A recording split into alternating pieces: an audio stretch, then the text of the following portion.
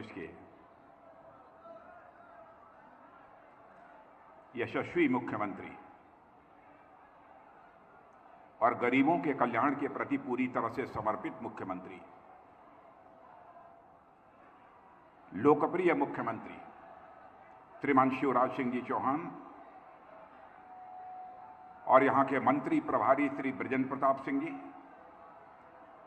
यहां की लोकप्रिय सांसद जो संसद में बराबर अपने क्षेत्र की समस्याओं को प्रभावी तरीके से उठाती रहती हैं, ऐसी श्रीमती रीति पाठक जी, श्री अजय प्रताप सिंह जी राज्यसभा के सांसद, श्री शीर्ष कांतिदेव सिंह जी प्रदेश उपाध्यक्ष, श्री रणवीर सिंह जी रावत, श्री राम सिमरन जी गुप्ता, श्री प्रज्ञा त्रिपाठी, श्री राम लल्लू वैस, श्री कुंवर सिंह जी, श्री अमर सिंह जी, श्री सुभाष चरित्र जी और इस सार्वजनिक सभा में मौजूद मेरे सभी सम्मानित बहनों एवं भाइयों,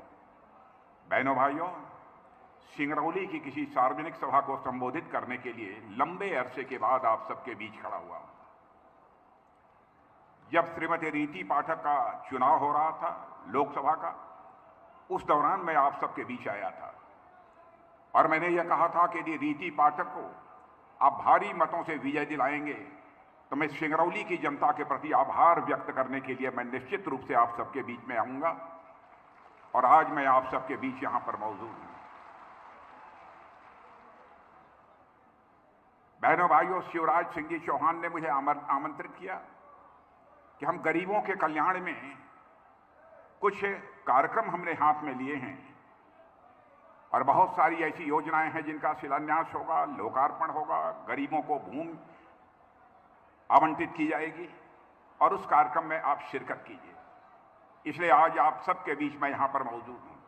लेकिन आज जो यह दृश्य अपनी आंखों के सामने मैं देख रहा हूं बहनों भाइयों, मैं कह सकता हूं यह जनसभा नहीं है बल्कि जन सैलाब अपनी आंखों के सामने देख रहा हूं। इसकी हमने कल्पना नहीं की थी कि सिंगरौली में इतना बड़ा जन सैलाब हमको देखने को मिलेगा। लगातार कई वर्षों से मुख्यमंत्री के रूप में शिवराज सिंह जी चौहान अपनी जिम्मेदारी निभा रहे हैं। वह कैसा काम कर रहे हैं यह मुझे बतलाने की जरूरत नहीं है, क्योंकि जब भी विधानसभा का चुनाव होता है इस मध्य प्रदेश की जनता अपने आप उन्हें सर्टिफिकेट देती है, एक अच्छा काम करने की सर्टिफिकेट देती है और बराबर वह विजय हासिल करते हैं। उनके बारे में मैं जितना भी कहूं, जमीन से जुड़कर काम करने वाला कार्यकर्ता शिवराज सिंह चौहान आज से नहीं है, बल्कि भारतीय जनता पार्टी में जब युवा मोर्चे के कार्यकर्ता के रूप में काम कर रहे थे तब से मैं शिवराज सिंह जी चौहान को मेरे बहनों भाइयों देख रहा हूं। यदि मैं कहूं जैसे हमारे प्रधानमंत्री जी मोदी जी, वैसे ही हमारे शिवराज सिंह जी चौहान, इन लोगों की सरकार पूरी तरह से गरीबों के कल्याण के प्रति समर्पित है, तो यह कहना भी अतिशयोक्तिपूर्ण नहीं होगा। जो भी योजनाएं चाहे हमारे प्रधानमंत्री चलाते हों, राज्य में हमारे मुख्यमंत्री शिवराज सिंह जी चलाते हों, मैं देखता हूं हर योजना का केंद्र बिंदु यदि कोई होता है इस राज्य का अथवा इस देश का, गरीब व्यक्ति होता है। गरीबों का कल्याण, बहनों भाइयों, जहां हमारी यह प्रतिबद्धता है, गरीबों का कल्याण यह हमारी प्रेरणा है, गरीबों का कल्याण यह हम सबके जीवन का एक मंत्र है। हमारे प्रधानमंत्री मोदी जी ने जो जो भी कदम उठाए हैं, बहुत विस्तार में जाकर यहां पर इसकी चर्चा नहीं करना चाहूंगा। क्या कभी किसी ने सोचा था ऐसा भी प्रधानमंत्री इस देश में आएगा कि इस हिंदुस्तान में वह यह संकल्प ले कि 2024 समाप्त होते होते हम ऐसे हालात पैदा कर देंगे कि एक व्यक्ति भी, एक परिवार भी शेष नहीं बचेगा जिस परिवार को अपना सिर ढकने के लिए पक्का छत न मुहैया हो जाए। एक भी परिवार शेष नहीं बचेगा जिसको पीने के लिए घर में पानी न मुहैया हो जाए। एक परिवार भी ऐसा शेष नहीं बचेगा जिस परिवार की माताएं बहनें लकड़ी जलाकर, अंगीठी जलाकर वो अपना भोजन नहीं पकाएंगी, बल्कि गैस सिलेंडर के माध्यम से अपना भोजन पकाएंगी। इसकी क्या कभी किसी ने कल्पना की थी? कई कदम उठाए। आयुष्मान भारत योजना के अंतर्गत उसे लागू कर दिया। यदि कोई बीमार हो जाता है तो मेरे बहनों भाइयों, 5 लाख रुपए तक का उसका मुफ्त इलाज किया जाएगा। और ये 1 साल में यदि उसकी बीमारी ठीक नहीं होती है तो अगले वर्ष भी 5 लाख रुपए का उसका मुफ्त इलाज किया जाएगा। भारत ही नहीं, दुनिया के किसी भी देश में इस प्रकार की योजना बहनों भाइयों देखने को आपको नहीं मिलेगी। कई ऐसे अद्भुत कार्य हमारी सरकार ने किए हैं बहनों भाइयों, जो कुछ भी कहा जाए इसके बारे में वह कम है। आज ऊर्जा की राजधानी इस सिंगरौली में हम यहां पर मौजूद हैं। हितग्राही सम्मेलन यह हो रहा है। लगभग 27,000 से अधिक परिवारों को आज शिवराज जी ने भूमि आवंटित किया है। यदि यहां के मुख्यमंत्री शिवराज जी की गरीबों के कल्याण के प्रति प्रतिबद्धता न होती तो मैं समझता हूं कि यह पुनीत कार्य वह किसी भी सूरत में न करते। तरह तरह के प्रलोभन देकर नेताओं ने जनता का समर्थन हासिल किया है बहनों भाइयों। इधर उधर के वादे करके लोगों का जनता उन्होंने समर्थन हासिल किया है। लेकिन भारतीय जनता पार्टी हिंदुस्तान की एक ऐसी राजनीतिक पार्टी है बहनों भाइयों, जो कहती है उसे करके दिखाती है। और मैं दावे के साथ कह सकता हूं कि हमारे घोषणा पत्रों को के पन्नों को पलटकर यदि कोई देखे, यह देखेगा चुनाव के समय अपने घोषणा पत्र में जो भी बातें करते हैं, हम जो भी वादे करते हैं, अक्षरशः हम अपने वादे को पूरा करते हैं मेरे बहनों भाइयों। हमारे कृति और कथन, हमारे कथनी और करनी में अंतर नहीं होता है। आजाद भारत के इतिहास में नेताओं की कथनी और करनी में अंतर होने के कारण ही भारत की राजनीति और भारत के नेताओं पर से जनता का विश्वास धीरे धीरे समाप्त होता चला गया। लेकिन हमारी भारतीय जनता पार्टी ने भारत की राजनीति में पैदा हुए इस विश्वास के संकट को चुनौती के रूप में स्वीकार किया बहनों भाइयों। और भारत ही नहीं, दुनिया का कोई व्यक्ति यह नहीं कह सकता कि भारतीय जनता पार्टी ने चुनाव के समय जो कुछ भी कहा था उस वादे को पूरा नहीं किया। हमारे घोषणा पत्रों को उठाकर आप देखिए, जब जो कहा सब किया। आज शिवराज सिंह जी चौहान ने 4,000 रुपया किसानों के खाते में डाला है। प्रधानमंत्री किसान सम्मान निधि के अंतर्गत हमारे प्रधानमंत्री प्रतिवर्ष हर किसान के खाते में 6,000 रुपया जमा कर रहे हैं। वहीं पर हमारे यहां के शिवराज सिंह चौहान जैसा मुख्यमंत्री है जिसने फैसला किया 6,000 तो हमारे प्रधानमंत्री जी दे रहे हैं, तो 4,000 मैं मध्य प्रदेश के किसान भाइयों को प्रतिवर्ष मैं अतिरिक्त मुहैया कराऊंगा। क्या यह छोटी बात है? इससे बड़ी और संवेदनशीलता किसी मुख्यमंत्री की क्या हो सकती है? बहनों भाइयों, मैं आपको याद दिलाना चाहता हूं, राजीव गांधी भारत के प्रधानमंत्री थे। एक बार राजीव गांधी ने चिंता व्यक्त करते हुए यह कहा था, क्या करें, हम ऊपर से 100 पैसा भेजते हैं लेकिन नीचे पहुंचते पहुंचते 14 पैसा बामुश्किल लोगों की जेबों में पहुंच पाता है, लोगों तक पहुंच पाता है। यह चिंता उन्होंने व्यक्त की थी। लेकिन आज हमारे प्रधानमंत्री नरेंद्र मोदी जी ने वह करिश्मा करके दिखाया है बहनों भाइयों कि आज यदि 100 रुपया दिल्ली के बैंक के खातों से चलता है तो 100 का 100 पैसा, 100 का 100 रुपया आपके खाते में पहुंचता है। भ्रष्टाचार को भाषण देकर समाप्त नहीं किया जा सकता। भ्रष्टाचार को कम करना है तो भाषण से भ्रष्टाचार कम नहीं होगा। भ्रष्टाचार को यदि समाप्त करना है, भ्रष्टाचार को कम करना है तो सिस्टम में, व्यवस्था में बदलाव लाकर ही भ्रष्टाचार को कम किया जा सकता है अथवा भ्रष्टाचार को समाप्त किया जा सकता है। इस दृष्टि से आजाद भारत में पहली बार यदि किसी प्रधानमंत्री ने कदम उठाया है तो उस प्रधानमंत्री का नाम है नरेंद्र मोदी। बहनों भाइयों, यह कोई हमारी छोटी उपलब्धि नहीं है। फैसला किया है हमारी सरकार ने, हिंदुस्तान का एक भी जिला शेष नहीं बचेगा जिस जिले में कम से कम एक मेडिकल कॉलेज न खुल जाए। हर राज्य में जितने एम्स थे, आज राज्यों में बड़ी संख्या में नए नए एम्स खुलते जा रहे हैं। और आज तक आपको जानकर खुशी होगी कि 648 मेडिकल कॉलेज भारत में अतिरिक्त बनकर तैयार हो गए हैं। क्या यह कोई छोटी उपलब्धि है? और इन्होंने जिस कॉलेज की बात अभी यहां पर की है, शासकीय माइनिंग इंजीनियरिंग कॉलेज सिंगरौली, मैं शिवराज सिंह जी, मैं आपको बधाई देना चाहता हूं। आपके सिंगरौली के शासकीय माइनिंग इंजीनियरिंग कॉलेज के जो छात्र निकलेंगे वह केवल सिंगरौली के माइनिंग में काम नहीं करेंगे, यहां के ही ऊर्जा क्षेत्र में काम नहीं करेंगे, बल्कि सारे हिंदुस्तान के हर क्षेत्र में जाकर अपनी भूमिका निभाएंगे और दुनिया के दूसरे देशों में भी एक्सपर्ट बनकर वह जाएंगे और वहां के लोगों को भी अन्य प्रकार की तकनीकी सहायता भी वह मुहैया कराएंगे। यह काम शिवराज सिंह जी, आपने कोई छोटा काम नहीं किया है, बड़ा काम आपने किया है और इसके लिए मैं सचमुच आपको मैं बधाई देना चाहता हूं। मेडिकल कॉलेज भी सिंगरौली में खोल लें, यह सब कोई छोटी बातें नहीं है बहनों भाइयों। और मैं खदान आवंटन की प्रक्रिया को हमारी सरकार ने पारदर्शी बनाया है। बहनों भाइयों, पहले खदान को लेकर भ्रष्टाचार होता था कि नहीं होता था? होता था कि नहीं होता था? लेकिन अब कोई मां का लाल खदान के आवंटन के मामले में भ्रष्टाचार करने की हिम्मत नहीं कर सकता है। बहनों भाइयों, ऐसी सरकार बनी है। जहां तक सड़कों के निर्माण का प्रश्न है, पहले बामुश्किल इस देश में प्रतिदिन 3 किलोमीटर, 4 किलोमीटर, 6 किलोमीटर सड़कों का निर्माण होता था। आज जब से हम लोगों की सरकार मोदी जी के नेतृत्व में बनी है बहनों भाइयों, हिंदुस्तान में प्रतिदिन 37 किलोमीटर सड़कों का निर्माण हो रहा है। यह करिश्मा यदि कोई सरकार कर सकती है तो भारतीय जनता पार्टी की ही सरकार कर सकती है।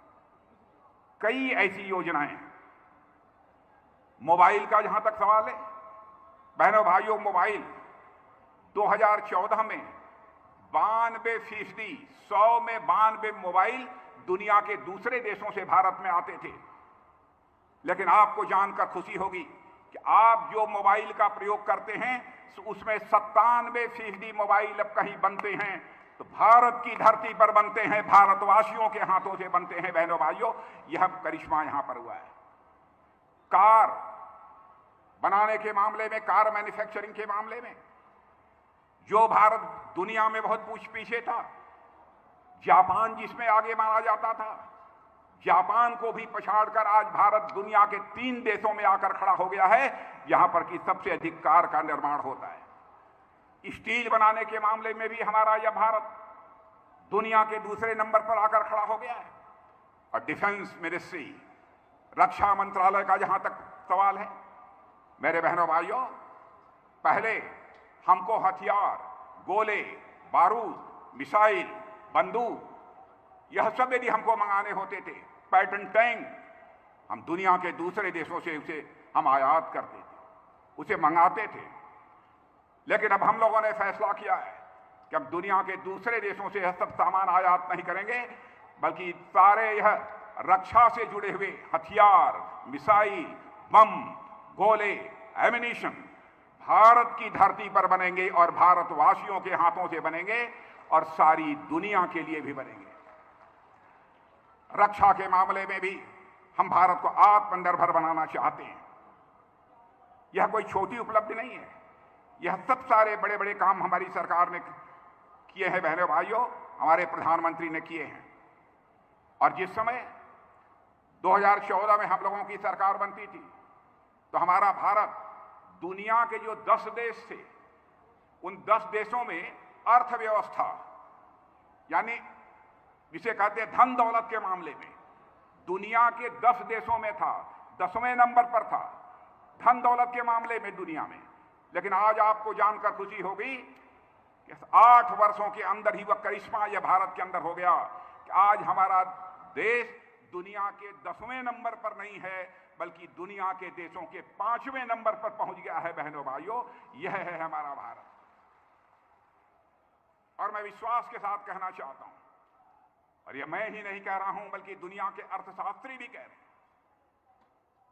कि 2027 समाप्त होते होते यह भारत धन दौलत के मामले में यानी अर्थव्यवस्था के आकार के मामले में दुनिया के 3 देशों में आकर खड़ा हो जाएगा, यानी अमेरिका, चीन और उसके बाद यदि कोई देश होगा तो वह भारत होगा। बहनों भाइयों, भारत होगा। और मैं दावे के साथ कह सकता हूं, जितना मुझे अर्थशास्त्र के बारे में जानकारी है, ऐसे ही यदि भारत आगे बढ़ता रहा तो 2047 आते आते धन दौलत के मामले में यानी दुनिया का सबसे धनवान देश यदि कोई गिना जाएगा तो हमारा और आपका देश यह भारत गिना जाएगा। मेरे बहनों भाई, अभी हमारे शिवराज सिंह जी से चर्चा कर रहे थे रूस और यूक्रेन के बीच जो युद्ध चल रहा है। बहनों भाइयों,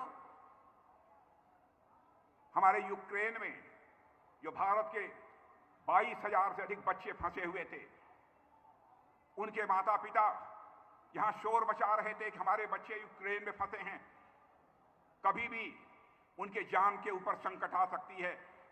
भारत सरकार को, प्रधानमंत्री मोदी जी को जल्दी से उन्हें बाहर लाना चाहिए। आसान काम नहीं था। दुनिया के कई देशों के बच्चे यूक्रेन में पढ़ रहे थे। रूस भी कोई कमजोर देश नहीं है। रूस के साथ यूक्रेन की लड़ाई चल रही थी। दुनिया का कोई भी प्रधानमंत्री, राष्ट्रपति जिस काम को नहीं कर पाया, उस काम को यदि किसी ने किया तो हमारे प्रधानमंत्री नरेंद्र मोदी जी ने किया है। बहनों भाई, आप ये कहेंगे कि मोदी जी ने कौन सा करिश्मा कर दिया? उन्होंने रूस के राष्ट्रपति मिस्टर पुतिन से भी बात की और यूक्रेन के राष्ट्रपति जेलेंस्की से भी बात की और अमेरिका के राष्ट्रपति बाइडेन से भी बात की। तीनों से बात किया और दुनिया का कोई नेता नहीं कर सकता था। बात किया और थोड़ी देर के लिए युद्ध रोक दिया गया और हमारे सारे भारतवासी बच्चे भारत वापस आ गए। यह है भारत। दुनिया में भारत की हैसियत बढ़ी है। दुनिया की नजरों में अब हमारा भारत यह कमजोर भारत नहीं रहा है। दुनिया के नजरों में मेरे बहनों भाइयों, हमारा भारत अब यह ताकतवर भारत बन गया है। ऐसा नहीं है कि जो चाहे भारत को आंख दिखाकर निकल जाए।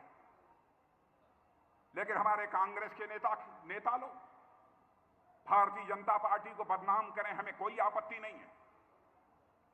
लेकिन हमारे भारत के सेना के जवानों के शौर्य और पराक्रम पर भी वह सवालिया निशान लगाने की जरूरत करते हैं। बहनों भाइयों, जो हमारा सेना का जवान हमारे देश की सीमाओं की सुरक्षा करता है, अपनी जिंदगी जोखिम में डालकर,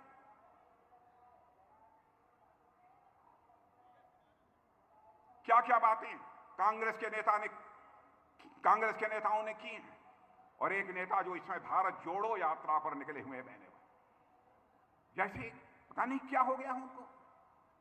देश का रक्षा मंत्री होने के नाते मैं खुलकर नहीं बतलाऊंगा, लेकिन मैं साफ कर देना चाहता हूं बहनों भाई, जो भी इस बार युद्ध हुआ है, चाहे भारत चीन के साथ, उसमें जिस शौर्य पराक्रम का परिचय हमारी सेना के जवानों ने दिया है बहनों भाइयों, यदि मैं उसकी चर्चा किसी के सामने में कर दूं, सबका सीना चौड़ा हो जाएगा हर भारतीय का। बहनों भाइयों, वह करिश्माई काम किया है। और मैं आपसे भी अनुरोध करना चाहूंगा, एक बार हाथ उठाकर तालियां बजाकर भारत के सेना के जवानों की हौसला अफजाई की जानी चाहिए, उनका स्वागत किया जाना चाहिए। भारत अब पहले जैसा भारत नहीं रहा है, जो चाहे वह आंख दिखाकर निकल जाए, वैसा भारत नहीं है। भारत अब बदल चुका है मेरे बहनों भाइयों, आप यकीन रखना। और अब तक जिस शौर्य पराक्रम का परिचय हमारे जवानों ने दिया है, अद्भुत है। लेकिन बार बार उस सेना के बारे में इधर उधर की बातें की जाती हैं। मेरी समझ में नहीं आता क्या हो गया है इन लोगों को। अंतर्राष्ट्रीय जगत में, सारी दुनिया में भारत का कद ऊंचा हुआ है मेरे बहनों भाइयों।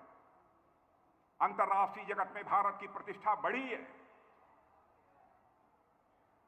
आप यहां के लोग भी यदि दुनिया के दूसरे देशों में रहते होंगे, आप उनसे पूछिए कि देश के रक्षा मंत्री राजनाथ सिंह आए थे, बोल कर गए हैं, क्या यह सच है कि नहीं है?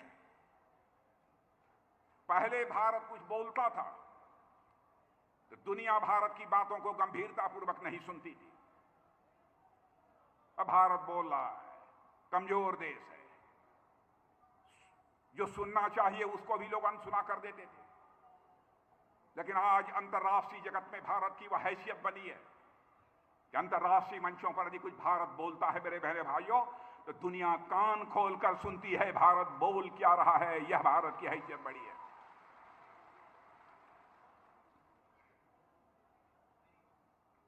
आज उस भारत के बारे में भी अनाप शनाप की बातें।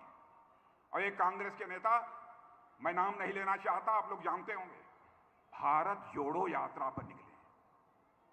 बहनों भाइयों, भारत हमारा टूट रहा है। मैं आपसे पूछना चाहता हूं, आपसे पीछे के लोगों से मैं पूछना चाहता हूं, क्या हमारा भारत टूट रहा है? इधर के लोगों से पूछना चाहता हूं, क्या टूट रहा है? वो भारत जोड़ने के लिए निकले हैं। भारत को टूटना था तो एक बार टूट चुका, 1947 में ही टूट चुका। भारत माता के दो टुकड़े हो गए, भारत पाकिस्तान बन गया। बहनों भाइयों, उस समय भी हमारे जो नेता थे, उनके दिल की यह हसरत थी, उनकी भी अलग थी, भारत टूटना नहीं चाहिए। लेकिन हो गया, उसके बारे में मैं कोई टिप्पणी नहीं करना चाहता, किन परिस्थितियों में हुआ है।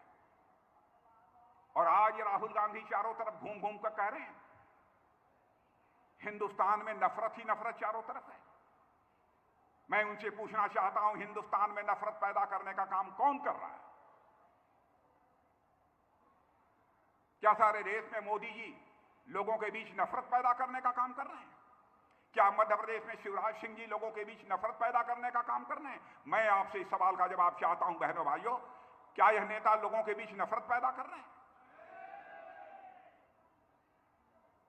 कहां उनको नफरत दिखाई देता? सारी दुनिया में या कांग्रेस के लोग भारत को बदनाम कर रहे हैं मेरे बहनों भाइयों, इसका उन्हें जवाब दिया जाना चाहिए। सारी दुनिया में भारत की छवि खराब करने की कोशिश कर रहे हैं कि भारत में नफरत ही नफरत है। जिस भारत की इज्जत सारी दुनिया में बढ़ी है, जिस भारत ने, और दुनिया का इकलौता देश हमारा यह भारत है बहनों भाइयों, कि भारत की सीमा में रहने वाले लोगों को ही अपने परिवार का सदस्य नहीं माना है, बल्कि पूरे विश्व की धरा पर रहने वाले लोगों को अपने परिवार का सदस्य मानते हुए वसुधैव कुटुंबकम का संदेश सारे विश्व को, यदि दुनिया को कहीं से गया है तो केवल और केवल हमारे और आपके देश भारत की धरती से गया है मेरे बहनों भाई। और उस भारत को बदनाम किया जा रहा है कि भारत में नफरत ही नफरत है। राहुल जी, आपको हो क्या गया है? मोदी जी नफरत पैदा कर रहे हैं। नफरत पैदा करके आप पुनः सत्ता हासिल करना चाहते हैं। नफरत पैदा करके सत्ता नहीं हासिल की जा सकती है। यदि सत्ता हासिल की जा सकती है तो बहनों भाइयों, जनता का विश्वास प्राप्त करके, जनता की मोहब्बत हासिल करके ही प्राप्त की जा सकती है। जैसे हमारे शिवराज सिंह जी यहां मध्य प्रदेश में कर रहे हैं, इधर उधर की बातें जो मन आता है वह बोलते रहते हैं। बहनों भाइयों, हमारे भारत ने कभी भी जाति, पंथ, मजहब इस आधार पर कभी भेदभाव नहीं किया। जो भी भारत माता की कोख से पैदा हुआ है, सभी भाई भाई हैं। भारत को जो आजादी हासिल हुई है, उसमें अपना बलिदान देने का काम हर धर्म के लोगों ने किया है। चाहे वह चंद्रशेखर आजाद, सरदार भगत सिंह हो, चाहे खुदीराम बोस हो, चाहे अशफाक उल्लाह खां हो। क्या दीवानगी थी। 26 साल की जवानी चंद्रशेखर आजाद इलाहाबाद के कंपनी गार्डन में अपने रिवाल्वर की गोलियों से अंग्रेज दुश्मनों को भूनते भूनते जब रिवाल्वर में अंतिम गोली शेष बची तो उन्हें इस बात की चिंता सताने लगी कि कहीं विदेशियों की रिवाल्वर की विदेशी गोली हमारे जिस्म में प्रवेश कर हमारे जिस्म को नापाक न कर दे। इसलिए चंद्रशेखर आजाद ने अपने ही रिवाल्वर की अंतिम गोली अपने सीने में दाग लेने का काम किया था, तब जाकर यह भारत आजाद हुआ है। वहीं हम अशफाक उल्लाह खां को भी नहीं भूल सकते। 21 साल की जवानी थी, मां कहती थी बेटा अशफाक उल्लाह शादी कर ले, बहू ला, मैं बूढ़ी हो गई हूं, मेरी देखभाल करेगी, मेरी परवरिश करेगी। लेकिन अशफाक उल्लाह के दिल में तो आजादी हासिल करने की दीवानगी थी। मुस्कुरा कर वह अपनी मां के आग्रह को टाल देता। जब अंग्रेजों की हत्या करने के मामले में अशफाक उल्लाह को फांसी की सजा हो गई, फांसी के तख्त पर ले जाया गया, तो मजिस्ट्रेट ने पूछा, बोलो अशफाक उल्लाह, तुम्हारी अंतिम मुराद क्या है, ताकि तुम्हारी अंतिम मुराद का संदेश मैं तुम्हारी मां तक पहुंचा दूं।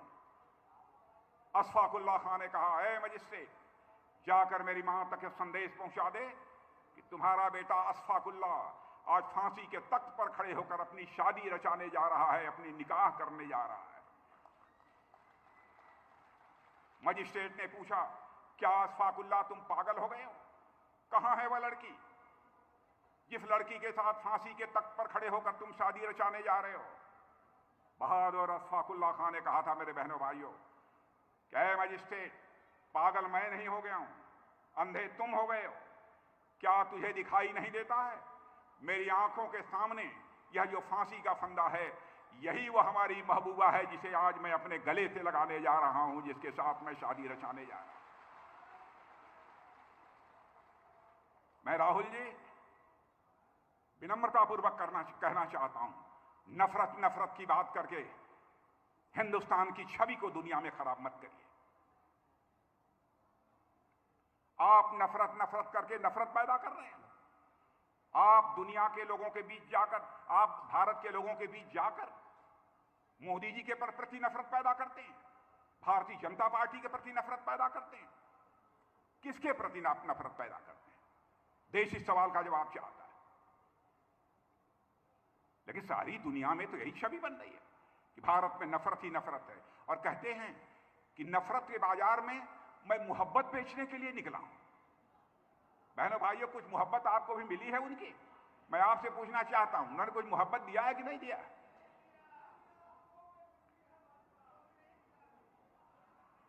बताइए। अब मोहब्बत के बारे में वो क्या जाने?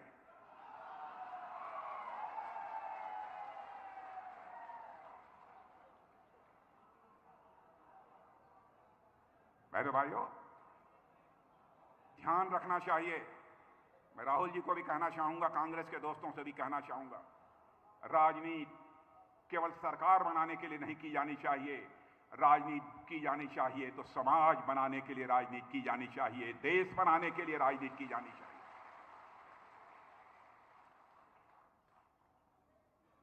भारत की प्रतिष्ठा, भारत की आन बान शान के साथ राहुल गांधी जी खिलवाड़ मत करो। भारत आगे बढ़ रहा है, सहयोग कर सकते हो आप सहयोग करो, नहीं कर सकते हो आप चुप्पी साध कर बैठ जाओ।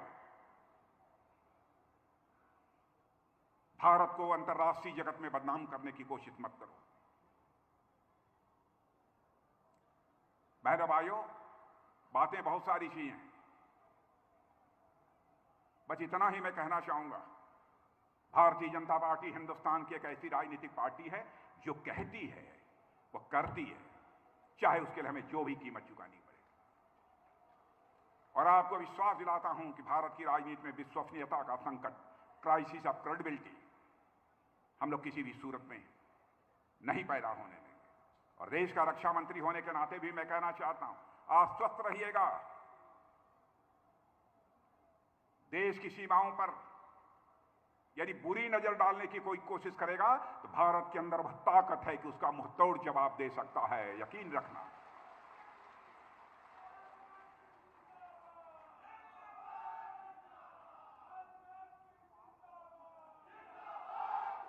बहुत सारी ऐसी बातें हैं